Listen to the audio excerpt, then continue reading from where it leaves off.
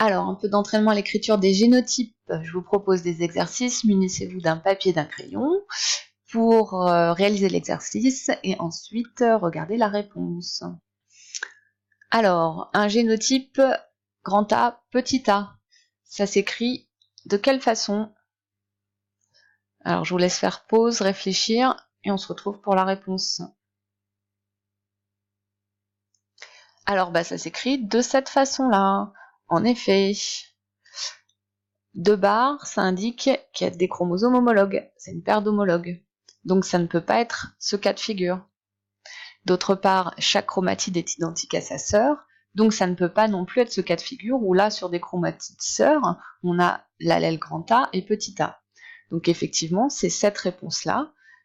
Ce chromosome-là, matérialisé par une barre, c'est celui-ci. Et ce chromosome matérialisé par l'autre barre, portant petit a, c'est celui-ci. Deuxième exercice. Alors, ce génotype grand A, petit a, est-ce qu'on peut l'écrire comme ça, ce qui équivaut à ça, ou ces deux écritures ne sont pas équivalentes? Donc, je vous laisse faire pause, réfléchir.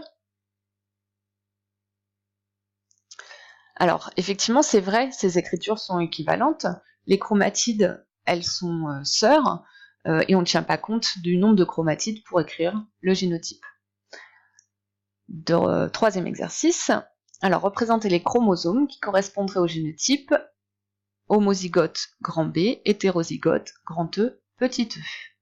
Donc, faites pause, faites l'effort d'écrire les chromosomes correspondants et on se retrouve pour la correction. Alors, on a ici un premier lot de chromosomes homologues, une première paire d'homologues, puis une deuxième paire d'homologues. Donc ici, si je représente ce chromosome ici, celui-ci ici, là on a bien un cas d'homozygosie, et là la paire qui porte le chromosome E, c'est une autre paire puisque les deux sont séparés, grand E, petit e. On peut aussi représenter les chromosomes à l'état bichromatidien après réplication. Autre cas de figure, quatrième exercice, représenter les chromosomes correspondant au génotype R, grand R, A, petit r, A. Donc deux gènes, chacun hétérozygote, et portés par les mêmes chromosomes.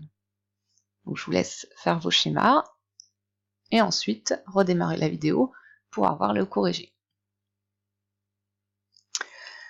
Alors, ici, on a une seule paire de chromosomes, une double barre, donc c'est une seule paire de chromosomes. Donc si je représente que ce chromosome-là, il est ici, et il porte grand R, grand A.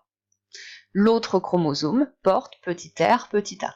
Attention à une chose, il faut bien placer le gène A toujours au même niveau et le gène R toujours au même niveau, c'est-à-dire au même locus sur le chromosome. Il suffit de doubler les chromatides pour avoir ces mêmes chromosomes après réplication, auquel cas on a des chromatides strictement identiques. Donc voilà pour ces quelques exercices qui, je l'espère, vous auront aidé.